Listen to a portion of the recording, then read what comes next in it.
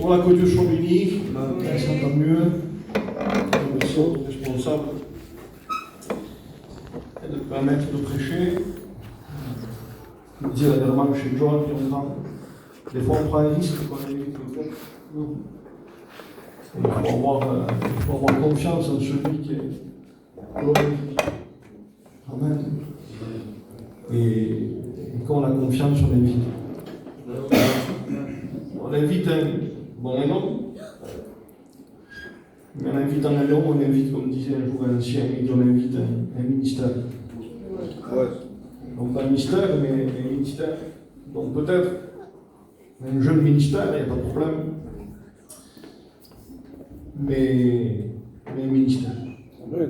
Qu'est-ce qu'un ministère? Un ministère, c'est quelqu'un qui a été appelé de Dieu et qui a reconnu déjà dans son appel qu'il n'y arriverait pas. Donc, au bout d'un an, 2 ans, 3 ans, 5 ans, 6 ans, 30 ans pour les anciens.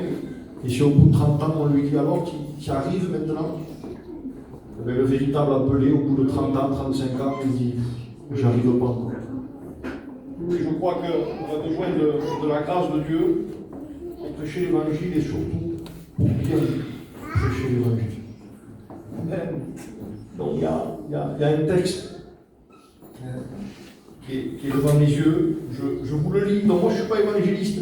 Je sais que beaucoup le savent. Mais je prie. Cocotte. Ils le savent, ils sont avec moi. Mais je prie Dieu parce que je voudrais être un évangéliste. Je voudrais être un bon évangéliste. J'annonce le. Pourquoi? Parce que je me suis aperçu, peut-être qu'avec l'expérience, que les évangélistes que nous avons peut-être aujourd'hui, je dis peut-être, ont une manière de présenter l'évangile, je dis peut-être, et pas tous.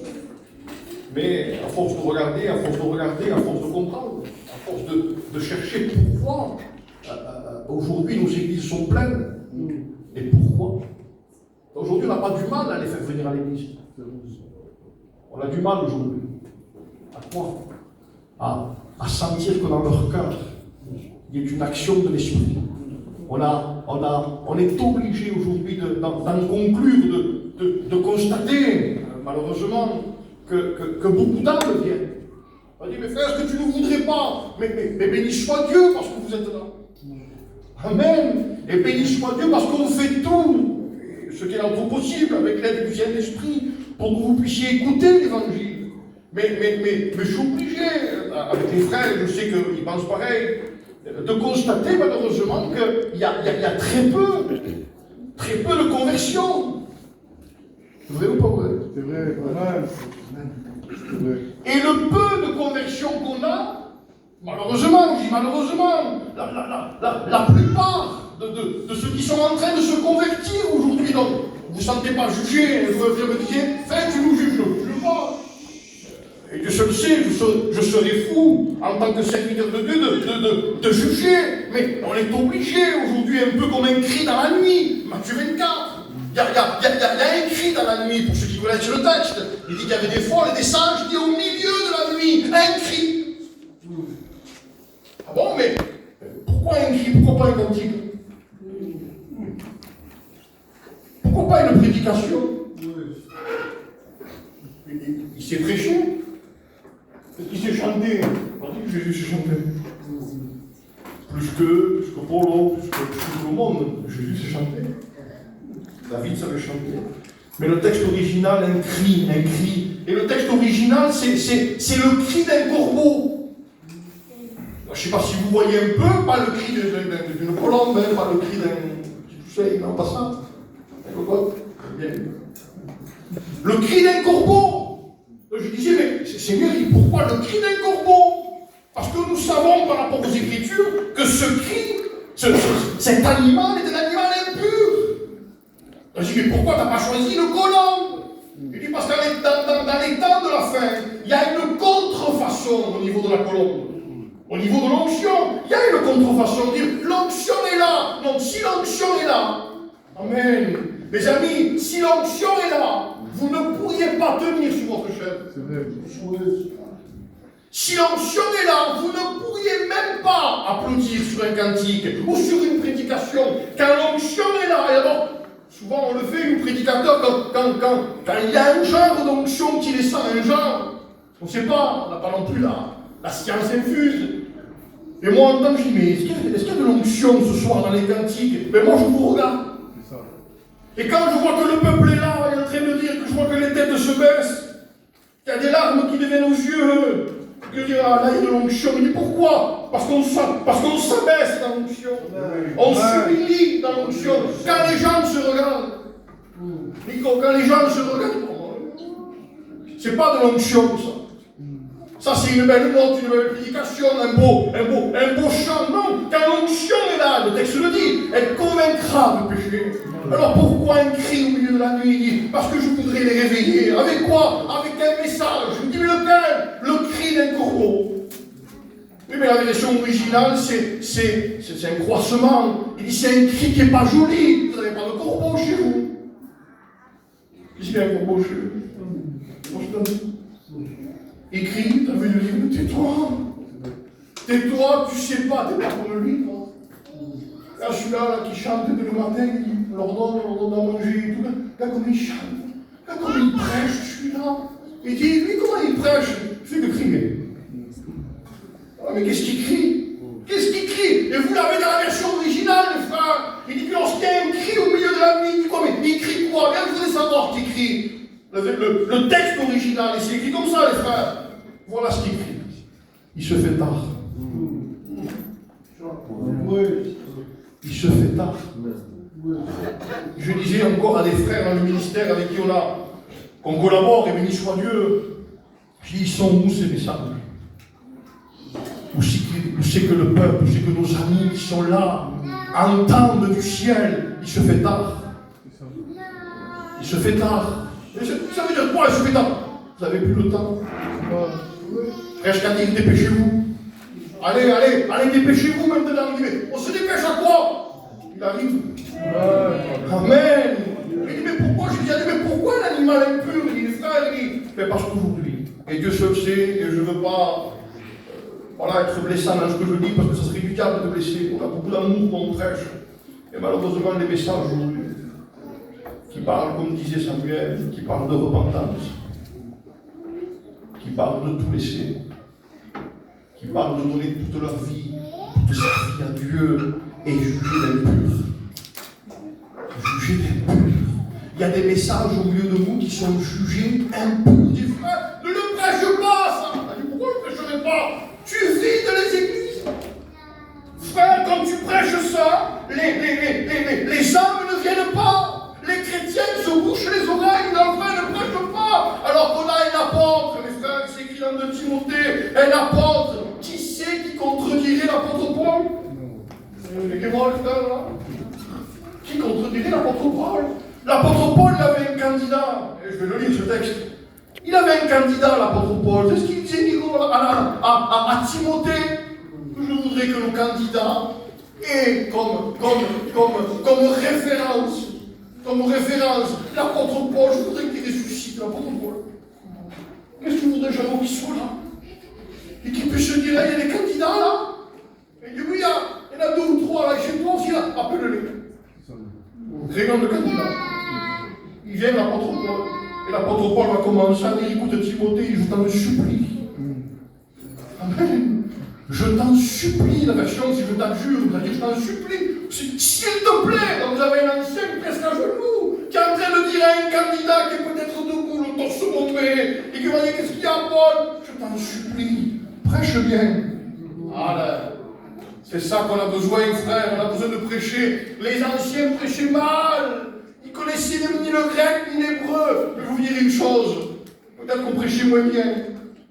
Mais je préfère les conversions d'il y a 20 ans, 30 ans, que les conversions qu'il y a maintenant. Je préfère les églises d'il y a 20 ans ou 30 ans, que les églises de maintenant. Et pourquoi? Parce qu'à l'époque, il y avait de l'onction.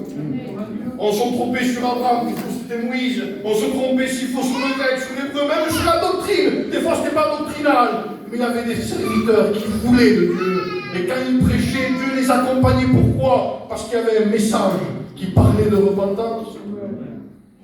Amen. Quand il appelle Timothée, Samuel, il dit, prêche-lui. Alors tu vois, frère, qu'il faut bien prêcher. Si vous connaissez le texte, je prends le temps, mes frères, il n'y a pas de problème. Il lui dit, je t'en supplie, prêche la parole. Ah, Seigneur, t'inquiète pas, la prêche, non, prêche la parole. Il dit, oh non, il dit, en quel nom? Il dit, frère, au nom de Jésus. Il faut notre diabolique pour pas prêcher le nom de Jésus. Il dit, non, il dit, enlève le Jésus. Ça veut plus rien dire. Si vous connaissez le texte, il dit, prêche la parole au nom de quoi? De son avènement. Ça veut dire quoi ça? Il dit prêche bien en disant prêche en ayant les regards. Il dit mais vers où? Vers le retour. Il dit je t'en supplie. Il dit ta prédication ne sera pas remplie de Dieu si tu ne prêches pas. Il dit au nom de son avènement. Et je disais à Esther, je disais à beaucoup de frères, vous pouvez regarder sur internet aujourd'hui, il n'y a presque plus de prédication au nom de son avènement. Alors il y a, on le verra, il y a la grâce, c'est pas le problème pour la grâce, mais un homme nommé Martin Luther, je le connais, celui qui a lancé le mouvement protestant, celui qui a lancé les 95 thèses accrochées sur sa porte. Martin Luther disait, ne prêchez pas la grâce. C'est vrai. Donc quand je l'ai lu, j'ai dit, comment ça, on va prêcher la grâce? Il est fou ce petit, il est non, c'est un apôtre, c'est un homme de Dieu, Martin Luther. Il s'est levé contre toutes les églises catholiques et dit, ne prêchez pas la grâce. Il dit, avant de l'avoir prêché, le jugement. Il dit, ne prêchez pas la croix. C'est encore plus fou. Il dit, avant que le Saint-Esprit ne les ait convaincus de péché. Aujourd'hui, on prêche la grâce. Aujourd'hui, on prêche que Dieu est bon. Il n'y a pas de problème sur ça. Mais où sont ces hommes et ces femmes qui sont convaincus qu'un jugement les attend? Et l'apôtre Paul le savait, il a plein de textes. Il dit, s'il te plaît, Timothée, il dit, prêche au nom de son avènement. Il dit, il revient. Il dit, comme tu vas prêcher, dit Timothée, il dit, c'est écrit comme ça dans le texte original, comme tu vas prêcher, sache. Il dit que son avènement te regarde. Ça veut dire que moi je prêche, et je le réalise de plus en plus, je prêche. Et le texte véritable de Samuel, c'est que le retour du Christ sonne ma prédication. Et il me dit, écoute, je m'en fous que les gens t'applaudissent. Les frères, pas pour rien aujourd'hui. Mais tous les pasteurs veulent se faire applaudir. Tous, oui, ce que vous voulez, la manière de filmer, la manière d'être, la manière d'être sur l'estrade, la manière de poser, puis même les pasteurs posent aujourd'hui, je ne sais pas pourquoi ils posent. Parce qu'à faire des selfies, les frères, il ne faudrait pas, je le sais, je ne veux pas, Esther me dit, c'est là, je suis gentil. Je suis gentil. Mais il est obligé, parce qu'il y a aujourd'hui, que vous n'ayez pas tellement de corruption qu'il y a aujourd'hui. Les frères, on devrait interdire d'abord. Un pasteur qui se filme, tu l'interdis. Tu te filmes, va à Wattinet, tu te filmes là-bas et tu prêches. Et mais pourquoi? Parce qu'aujourd'hui on a besoin, et Dieu se le sait, je voudrais que le Saint-Esprit accompagne ce que je dis. Mais je voudrais tellement que les âmes qui sont là puissent se convertir. Ne puissent pas au bout de quelques mois se mettre un foulard parce qu'une sœur m'a tapé sur l'épaule en disant combien de temps que tu viens? Et ça fait 6 mois, mets-toi un petit foulard. C'est pas mal, je ne dis pas qu'on est perdu, mais les frères, ce qu'on réalise à une âme qui est là, parce qu'on lui a mis un foulard. J'ai dit, mais ça y est, je suis chrétien, attention, il dit, veille à ce que ce foulard représente à l'intérieur ce que tu es. Lorsqu'on met un foulard sur la tête, béni soit Dieu pour ceux qui le mettent, il dit, mais c'est la soumission d'un cœur qui a rencontré le ciel. On préférerait peut-être des fois tirer le foulard. Il dit, écoute, tu peux prier même sans foulard, c'est pas un problème. Dieu t'écoute quand même. Même sans foulard, là, il n'écoute pas, non, il écoute la repentance sans foulard. On n'a pas besoin de foulard pour prier pour la repentance. Par contre, quand la repentance a été entendue et que tu as dans ton cœur une soumission à Dieu, Dieu te dit, écoute, il faut que les gens sachent. Amen. Comment ils vont le savoir? Un foulard par respect. Aujourd'hui, ce n'est pas un foulard, c'est un chiffon. C'est pour ça que tout le monde se le met. Il faut que l'Église redevienne ce qu'elle était, la représentante de Dieu. Alors je lis ce texte.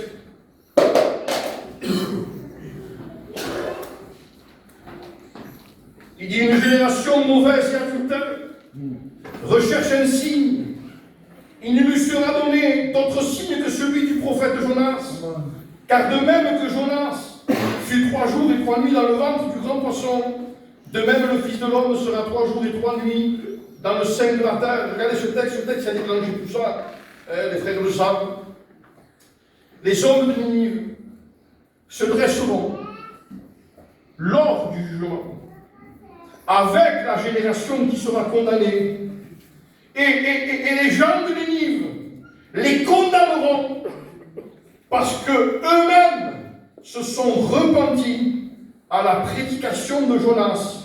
Et voici, il y a plus que Jonas. Quand j'ai lu ce texte, mes amis, ça m'est venu comme ça. Et je disais, mais il y avait 120 000 personnes. C'est vrai qu'il y a la prédication de Pierre, pour ceux qui le savent, la prédication de Pierre, l'apôtre Pierre prêche, il a 5 000 âmes. Mais ils sont Dieu pour les 5 000 âmes, il n'y a pas de problème sur ça. Mais les frères, à la prédication de Jonas, c'était une ville qui avait 120 000 personnes.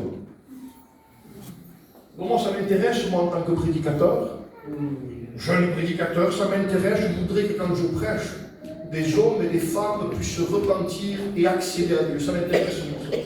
C'est pour ça que quand j'étudie la Bible avec les frères, quand on prie, quand on passe du temps dans la prière du Seigneur, je dis, permets que cette bouche, ce ministère, puisse permettre à l'auditoire de comprendre ce qui est en train de se passer.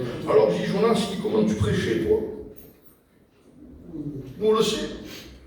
Les frères, on le sait, nous. Mais pensez à ce que je dis maintenant. Comment cet homme a réussi à convertir 120 000 personnes en une mission de 3 jours? Comment il a fait? Nous, on fait mission sur mission, il n'y a personne qui se convertit. Ça nous coûte des sous, plein de fruits. Mais je dis à mon père, ils sont où les âmes? Fais-moi chacun. Mon père est comme ça. Fais-moi chacun. D'accord, on dit 500 000, d'accord. Ils se convertissent. Si même ça va venir, je ne dis pas, ils se convertissent pas. Vous ne vous convertissez pas. Alors que le Christ est à la porte. Attention, c'est grave. Parler d'un frère que je sais, sans être dépassé dans ce que je dis, par rapport aux frères qui citaient. Mais pour ceux qui ont réellement la foi, les frères, pour ceux qui savent ce que c'est que la vie chrétienne, pour ceux qui savent ce que c'est que Jésus, en réalité, ce qu'il est, lui, le prince de la vie. Excusez-moi, je vais dire, mais quand quelqu'un décède, imaginez-vous que notre peuple arrive à dire, au moment de la mort, pourquoi? Il était chrétien. Il était chrétien. Et quand vous entendez, il était chrétien. Donc, excusez-moi de l'expression, il n'y a pas plus fort que la mort. Il n'y a pas plus douloureux. On peut tout changer dans la vie, sauf le jour de notre mort. Quand la mort vient, l'homme, Ecclésiaste qui le dit, est obligé de capituler. Tout le monde. Imaginez-vous qu'on arrive à dire, le jour de la mort, cet homme ou cette femme était chrétien. Ça brise toute la puissance de la mort. Et tu as même des familles, on a vu ça dernièrement à l'enterrement, où c'est qu'il y a même le jour de l'enterrement des gens qui parlent en langue. Donc t'en as qui pleurent, t'en as, excusez-moi de l'expression, qui font même des malaises, parce qu'il n'y a plus d'espérance. Et t'as des gens, parce qu'ils savent ce que c'est que la résurrection, parce qu'ils savent ce que c'est que la puissance de l'évangile, le jour des enterrements, ils parlent en langue. Certains chantent des cantiques, certains disent, mais on le reverra. Qu'est-ce que l'évangile, les frères, mes amis? Qu'est-ce que l'évangile? C'est pas simplement rentrer là. L'évangile, c'est beaucoup plus puissant que ça. Et Jonas, pour aller plus vite, les frères, parce que sinon, ça serait compliqué, mais je vais vous lire ce qu'a prêché Jonas. Vous voulez l'entendre? Ouais. J'espère que c'est vrai.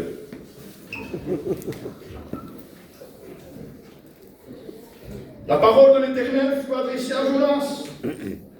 Lève-toi, va à Ninive, la grande ville. Fais-y la proclamation que je te dis. Alors Jonas se leva et il alla à Ninive. Selon la parole de l'Éternel, or Ninive était devant Dieu une grande ville de 3 jours de marche. Et Jonas commença à marcher une journée. Je disais ça à Béziers, au Côte. Il a plus marché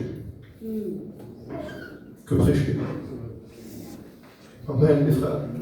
Il a plus marché. Quand j'ai lu ça, le texte est clair, il dit Jonas, il ne dit pas Jonas prêchant. Il dit Jonas marchant. Une journée. Non, il a fait une journée de marche. Il dit, mais on sait que la ville, c'est 3 jours de marche. Donc moi, dans ma tête, je me dis, attends, il dit, mais il a plus marché. Moi, j'ai essayé de compter les kilomètres. J'ai dit, t'as dû marcher, Jonas? En fait, il n'en pouvait plus. En plus, il n'avait même pas envie de marcher. On va le voir. Il dit, mais il a plus marché que prêché. Et il m'est venu ce texte. Ce texte de Romains 10, verset 15, qui dit qu'ils sont beaux les pieds de ceux qui annoncent l'évangile. Et je disais à Béziers, il dit, les frères, Dieu voit les pieds plus beaux que la bouche. On le sait ça. Mais moi, il me plaît ce texte. Parce qu'aujourd'hui, c'est la bouche qui compte. Quand des inconvertis que vous êtes, excusez-moi, c'est pas un mot méchant, mais comme quelqu'un qui ne connaît pas Dieu, ce frère-là, c'est des convertis maintenant qui invitent les ministères. C'est eux qui viennent sur Internet, ils vont voir le pasteur Jago, peut-être pas, hein. Il lui dit, frère, on voudrait que tu l'invites parce que ce frère est sur Internet, oui, mais ça c'est la bouche. Et on parlait de Pachaï, l'ancien d'Arles. Il disait avant, on n'invitait pas des gens par rapport à la bouche. On invitait des gens par rapport à leurs pieds. Oui. Et qu'est-ce qu'on disait? On ne disait pas, invite-le, il prêche bien, il n'a plus ça, non, invite-le, dis qu'est-ce qui marche bien. Et Jonas, les frères, Jonas, Dieu lui a fait confiance parce qu'il lui dit, je te mets un petit message. Et il est vrai qu'il est petit ce message. Il ne fait même pas une phrase. Il dit, je mets un petit message dans ta bouche, mais je compte sur tes pieds. Amen. Les pharisiens, hein, voilà, je vous une parenthèse, mais les pharisiens, vous allez dire, les frères, c'est pas vrai. Les pharisiens, les frères, sont l'exemple parfait de l'opposition qu'il y a entre la bouche et les pieds. Que dit Jésus? Il dit, faites ce qu'ils disent, mais ne faites pas ce qu'ils font. En disant que c'est vrai, il dit que la bouche est convertie. Il dit, mais surtout, ne marchez pas comme il marche. Amen. Que dit Jean? C'est Jean qui nous dit, je crois que c'est 1 Jean 2, 26, hein, à peu près comme ça. Paul, qu'est-ce qu'il dit? Il dit que celui qui dit, il dit comme ça, que celui qui dit doit marcher comme lui-même a marché. Je disais ça ce soir, les frères, je disais Seigneur, quand ils ont écouté Jésus prier, quand ils l'ont écouté prier, quand ils l'ont écouté prier, ils ont dit enseigne-nous à prier. Jésus dit enseigne-nous à prier. Ils l'ont écouté prêcher. Je le sais, il devait bien prêcher Jésus. Mais ça a plus impressionné les pieds que la bouche de Jésus. Amen. Jonas a marché et il a prêché. Mes amis, voilà ce qu'il a prêché. Je voudrais que vous l'entendiez ce soir et je vais aller un peu plus vite. Voilà ce qu'il a prêché. Encore 40 jours. Et Ninive sera détruite. Encore 40 jours. Et Ninive sera détruite. Il a marché toute la première journée, 24 heures de prédication, où c'est qu'il a répété sans cesse, et peut-être en criant, Dieu se le sait, il a crié peut-être. Est-ce que Jonas, j'ouvre une parenthèse, mais est-ce que Jonas avait envie de prêcher? Il n'avait pas envie de prêcher. C'est écrit au chapitre 4. Il ne voulait même pas que les âmes de Ninive se convertissent. C'est écrit. Donc souvent quand on dit Seigneur, remplis-moi de l'onction, dans Ninive, Jonas, dans son cœur, quand il prêchait, il ne voulait pas que les âmes se convertissent. C'est écrit. Il dit, je savais que tu étais un Dieu miséricordieux, je savais que tu allais les pardonner, chérie. Imaginez-vous que dans son cœur, quand il ne prêche pas comme moi, qu'on essaie de mettre tout notre cœur, il disait, encore 40 jours. Il dit, vous allez mourir. Encore 40 jours, et le jugement de Dieu viendra sur elle. C'est ça qu'il criait, lui. Encore 40 jours, et le jugement de Dieu va venir. Il dit que quand le roi a entendu ça, le texte dit, il a entendu une bonne nouvelle. Il a entendu une bonne nouvelle parce que Dieu va le détruire. Acte 17, verset 30 à 31, il dit que Dieu annonce, amen, à tous les hommes, qu'ils doivent se repentir. Amen. Qui connaît ce texte? C'est magnifique ce texte. Dieu annonce, donc Dieu au-delà des temps d'ignorance, annonce à tous les hommes qu'ils doivent se repentir. Amen. Il dit pourquoi? Parce qu'il a fixé un jour. Amen. Je voudrais que le Saint-Esprit vous le dise. Parce qu'il a fixé un jour où Dieu jugera. Excusez-moi de l'expression, les vivants et les morts. Une version va dire, écoutez mes amis, une version va dire, écoute, il dit, je te crée. Donc il crée un jour, le jour du jugement, il le crée. Et une version va dire, écoute, il dit, tu ne bouges pas. Il dit, je t'ai fixé. Il dit, pendant toutes ces années, pendant tous ces siècles, il dit, tu ne bouges pas. J'aurai besoin de toi. Et le jugement pourrait répondre à lui, pourquoi tu as besoin de moi? Il choisit un autre jour. Un jour de naissance. Un jour de prédication. Il dit non, j'ai besoin de toi pour prêcher la repentance. Il dit comme ça, j'ai besoin de toi pour prêcher la repentance. Il dit, je vais annoncer à tous ces hommes qu'un jour existe. Il existe ce jour. Je vais vous dire une chose qui est vraie. Peut-être vous le savez, ça les frères, mais le diable a réussi. Et il a réussi. Et Dieu seul le sait, je voudrais même le dévoiler ce soir. On va dire, au nom de Jésus, au nom de Jésus, au nom de Jésus. Comment je passe? Je voudrais dévoiler ce qu'il a fait. Dévoiler ce qu'il a fait dans vos prédications, ce qu'il a fait dans votre cœur, ce qu'il a fait dans votre conscience. Je voudrais le dévoiler pour que le Saint-Esprit puisse, comme disait Guitou, prendre son épée. On lui a donné un plumeau, Saint-Esprit lui a donné un tout pour dépoussiérer. Il dit non, mais Guitou disait dans le moment, il dit redonnez-lui l'épée. Redonnons l'épée au Saint-Esprit. Redonnons les Écritures au Saint-Esprit. Arrêtons de faire descendre le Saint-Esprit juste pour caresser les gens. Il dit non, mais faites-le descendre. Il dit pourquoi? Il dit pour qu'il transperce les cœurs. La version originale, c'est pour qu'il transperce l'illusion de leur cœur, les frères. Il y a un jour qui vient.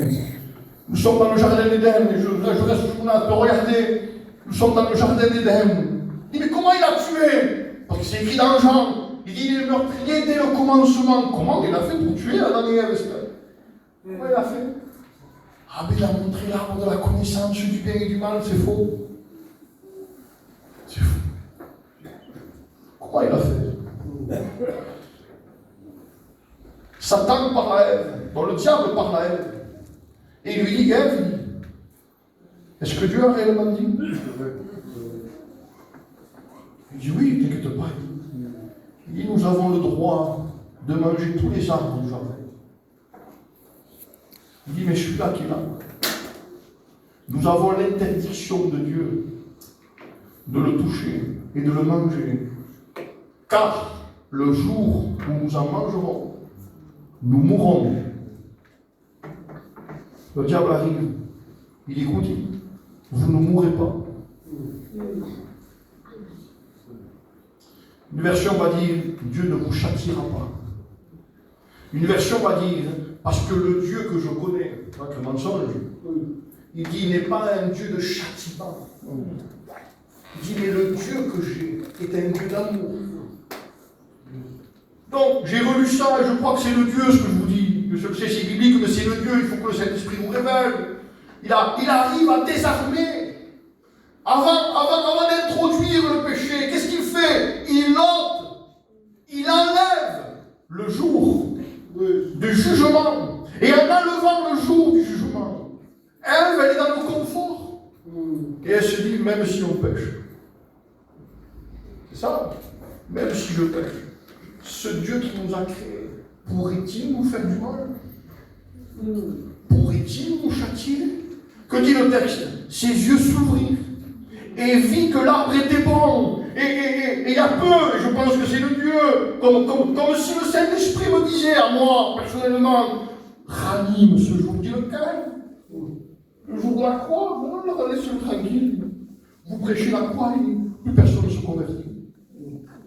Tous les prédicateurs ont mis l'accent sur la croix. Et tellement qu'on a mis l'accent sur la croix, qu'on a voulu créer des sentiments. Certains se sont pliés, certains ont pleuré, ont transpiré. Et les gens sont là de marbre et de regardent la croix. Oh, l'homme qui est mort pour moi, il n'y a plus de conviction de péché. Ne prêchez pas la croix à quelqu'un qui dit qu'il ne sait pas que le jour du jugement arrive. Et le Saint-Esprit me dit dans l'évangélisation que je termine, ranime ce jour. Dis-leur qu'il y a un jour qui existe. C'est le jour du jugement. Il dit 1 Pierre 4, 15, il dit que Dieu est prêt. Dieu est prêt. Il est prêt pourquoi? Il est prêt pour te bénir. Non, il n'est pas prêt pour ça. C'est écrit dans 1 Pierre 4, 15, il dit que Dieu est prêt à juger les vivants et les morts. Excusez-moi de l'expression, Apocalypse 20, qu'est-ce qu'il est écrit au dernier livre de la Bible? Vous savez ce livre-là?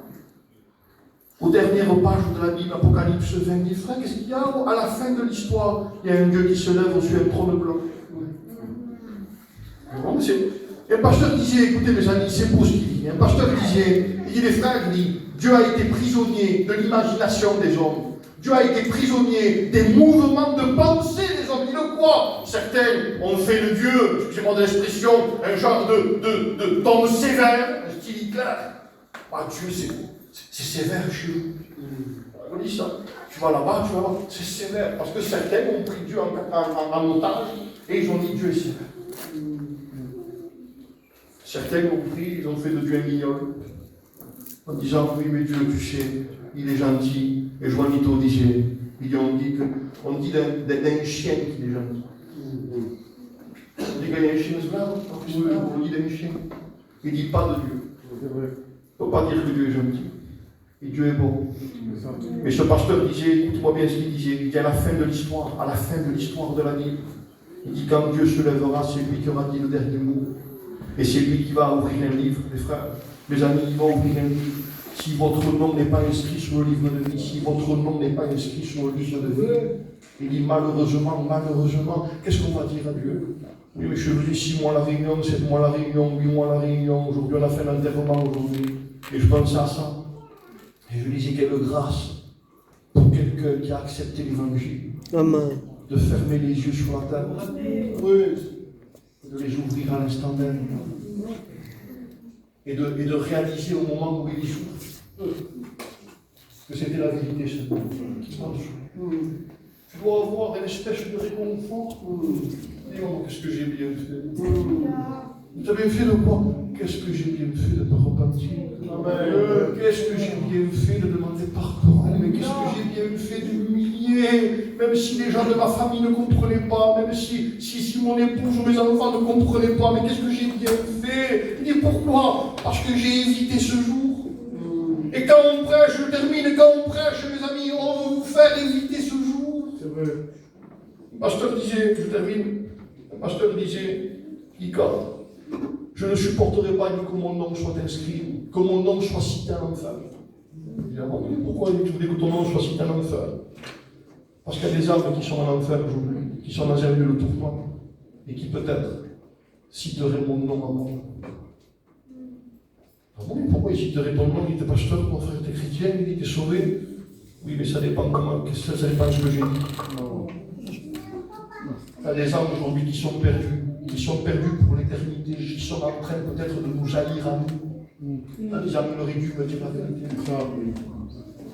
Il aurait dû me dire que c'était pas ça. Il aurait dû me dire que je manquais de vérité. Il aurait dû me le dire, regarde maintenant, pour l'éternité, je ne peux plus faire marche arrière, il n'y a rien à faire. Il dit, même si je me repens, il dit, ça ne marche plus. Vous savez que Sodome et Gomorrhe, texte que j'ai découvert il n'y a pas longtemps, Sodome et Gomorrhe, vous connaissez ce texte? Sodome et Gomorrhe, savez-vous le péché qu'il y avait à Sodome et Gomorre? C'est horrible ce qu'il y avait. Il y a un texte qui dit que Sodome et Gomorre sera traité moins rigoureusement. Oui, c'est vrai. Moi, je ne comprenais pas ce texte, ça me dit traité moins rigoureux, c'est je crois. La véritable version, c'est que Sodome et Gomorre en enfer auront du réconfort. Je dis pourquoi ils auraient du réconfort? Pourquoi quelqu'un qui est perdu, qui a fait du mal toute sa vie, comme Sodome et Gomorre, aurait-il du réconfort? Mais parce que le texte original dit, quand les gens de Sodome et Gomorre auront appris, qui n'ont pas eu le privilège que nous avons eu nous, et qui vont se dire dans cet endroit de tourment, qui vont se dire, mais Nico c'est en face de moi, il est sauvé, pas de problème. Et Nico, écoutez-moi bien, Nico, combien de prédications? Alors moi je suis allé 6 ans à l'église. J'ai écouté les meilleurs, j'ai écouté les plus forts. J'ai écouté les plus grands. Il dit, t'es au même endroit que moi. Et t'es perdu pareil que moi. Vous leur apporterez du réconfort en disant, on est perdu, mais on n'a pas eu leur privilège. Nous, c'est écrit comme ça, dans l'un des textes, il dit, nous serons rongés. Ceux qui sont perdus seront rongés par le remords. Ce n'est pas ni les démons, ce n'est pas ni les flammes, ce n'est pas ce qu'on dit aujourd'hui, il y a plein de petites choses, non, ce n'est pas ça. L'instrument que Dieu a laissé en enfer pour que l'éternité soit horriblement longue, c'est le remords. Et tous les jours, vous allez vous dire une chose, j'aurais pu me sauver. J'aurais pu. J'aurais pu, le jour d'une réunion, simplement lever ma main et dire Seigneur, je ne suis pas terrible, mais je te donne ma vie. J'aurais dû le faire. Mais pourquoi je ne l'ai pas fait? Vous imaginez, ça m'est arrivé à vous aussi, quand on a raté quelque chose. Le remords que ça crée. C'est pour s'arracher les cheveux, pour se frapper la tête contre le mur. Mais là, on vous prévient, Dieu nous prévient, Dieu prévient, il vous prévient à vous. Pourquoi, excusez-moi, je vais dire, et je termine sur ça, pourquoi vous passeriez l'éternité dans un endroit de tourment? Oui, mais, pasteur, c'est dur. Non, c'est pas dur. Quand vous voyez le jour du jugement arriver, Dieu dit à un moment donné, je termine, prêche-leur la grâce maintenant. Et quand vous prêchez la grâce à quelqu'un qui est prisonnier, quand vous lui dites, écoute, il dit, ce jour du jugement, tu peux l'éviter. Tu peux être sauvé. Les gens sont là à dire, bon, je peux être sauvé. Parce qu'ils savent, ils sont au courant de quoi qu'il y a un jour qui arrive, il n'est pas pour longtemps. Vous savez que le jugement commence par la maison de Dieu. Quand l'Église va partir, le premier jugement, il est pour vous. C'est vrai. Parce que quand l'Église va partir, certains vont partir, mais certains vont rester. Donc le premier jugement, il est pour l'Église. Je dis, mes frères, l'Église n'est pas jugée. Attention, les frères. La vraie Église est emportée, mais ceux qui vont rester, si moi je reste maintenant, et que vous me voyez dans les rues, Stéphane, tu ne prêchais pas l'évangile, toi? Eh bien, ce sera le premier jugement, mais il viendra le second, c'est pour vous. Alors nous vous en supplions, comme dit l'apôtre Paul, nous vous en supplions, repentez-vous. Soyez réconciliés avec Dieu, cherchez Dieu, ne cherchez pas la sanctification, ne cherchez pas à vous enlever, ne pensez pas aux parents isolés, ne pensez pas à ce que Dieu va vous faire perdre. Regardez ce que Dieu vous fait gagner. Amen. C'est dur parce que je perds 500 pour vous dire une chose. Moi, pour mon fils, pour ma fille, mon fils, il n'est pas marié, voilà. C'est souvent on l'appelle, c'est comme ça. Je donnerai ma main, mes deux mains, ma vie, Samuel. Toi, ton fils, moi. Qui m'aide, moi. Je suis de main, tu es moi. Parce qu'on aime. Je vais vous dire une chose. Vous aimez vos enfants, je le sais. Qui n'aime pas ses enfants? Vous voulez les aimer encore plus? Amen. Faites rentrer Jésus chez vous. Amen. Mettez du sang. Pardon à Dieu. Que le Saint-Esprit vienne mettre du sang sur les portes de vos linteaux, qui mettent du sang. Et qu'à un moment donné, quand on mettait du sang sur les portes de linteaux, que lorsque lorsque le diable passe devant votre maison, quand le diable passe devant votre maison, ne faites pas appeler des pasteurs parce que vous avez fait rentrer le diable chez vous à cause de votre péché. Là, on nous appelle en ce moment parce qu'il y a plein de babas ou parce qu'il y a plein de trucs. Frère, pasteur, venez. Il y en a peur, nous, on n'est pas. Comment tu l'as fait rentrer? Tu l'as fait rentrer par ta désobéissance, tu l'as fait rentrer par ton péché, tu l'as fait rentrer par ta haine, tu l'as fait rentrer par ta colère, tu l'as fait rentrer par ton mensonge. Et on a plus peur d'un démon que de Dieu. Mais la Bible dit que les démons ne pourront pas juger dans l'état de la fin. Celui qui juge et qui clôture l'histoire, c'est Dieu. Amen. Mettez du sang. Et comment on fait? Demandez pardon. Oui, mais moi, frère, j'ai besoin, et pour ceux qui voudraient me contredire dans ce que je dis, frère, je voudrais connaître Dieu. On le dit maintenant, laisse-moi le temps de connaître Dieu. Moi, je connais un brigand qui a été crucifié avec le Christ. C'est écrit dans l'évangile, dans les 4 évangiles, dans les 3 évangiles, il y a un brigand. Heureusement que lui, il n'a pas dit ce qu'on dit aujourd'hui. Laisse-moi le temps. Laisse-moi le temps de connaître. Parce qu'on le dit maintenant, les jeunes, quand ils ne veulent pas se convertir, mais moi, je ne peux pas me convertir, frère. Je ne connais pas quelqu'un qui mensonge d'internet. Parce qu'on écoute, on dit, mais moi, frère, je veux connaître Dieu avant de me repentir. Il y en a un qui m'a dernièrement, dans une jeunesse, il m'a dit, est-ce que je peux me repentir avant d'aimer? Et j'écoutais un vieux qui dit, ah Oui, tu as raison, il faudrait aimer avant. Qui c'est qui a aimé Dieu avant de se repentir? Personne. Personne n'a aimé Dieu avant de se repentir. Personne n'a connu Dieu avant de se repentir. On s'est repenti parce que Dieu nous a convaincus de péché. Il nous a convaincus de ce que nous étions. Il n'a pas encore dévoilé tout le plan admirable de Dieu, mais il nous a convaincus de péché. Quand on s'est vu perdu, on a crié à Dieu. Amen. Nous vous en supplions. Criez à Dieu. Vous avez des ministères, vous avez une église. Nous on aime la cité. On prie pour vous. Et on voudrait que dans cette église, il y ait des hommes et des femmes qui laissent agir le Saint-Esprit. Si vous n'arrivez pas debout, ça arrive des fois, mais ayez le courage de descendre, de prendre une chaise dans un coin.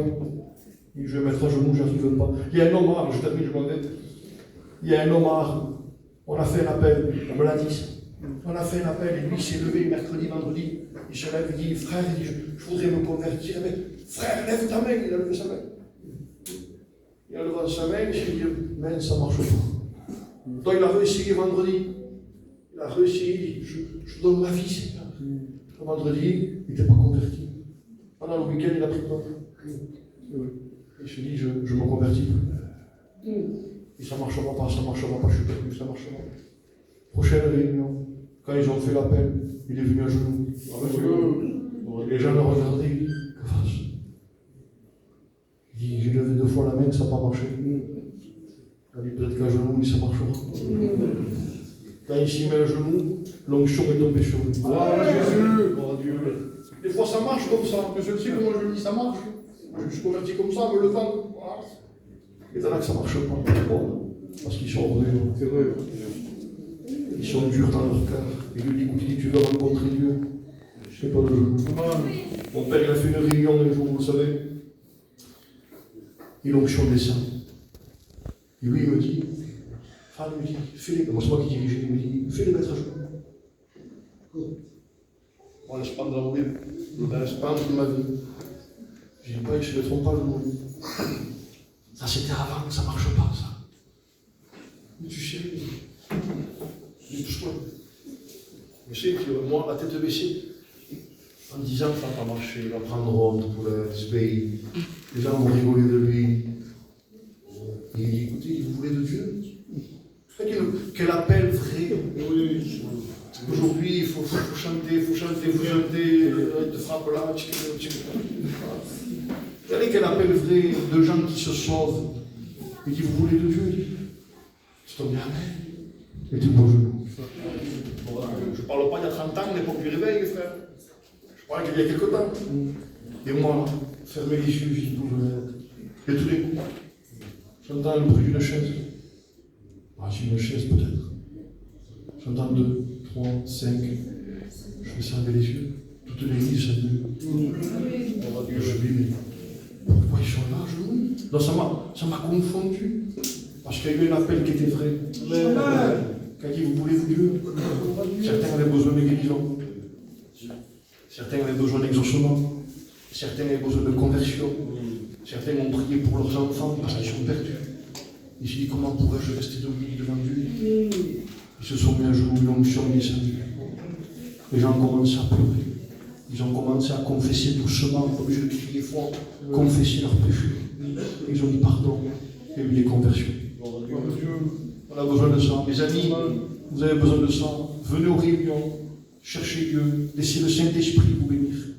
Et croyez-moi, vous allez voir de grandes choses. Amen. Seigneur,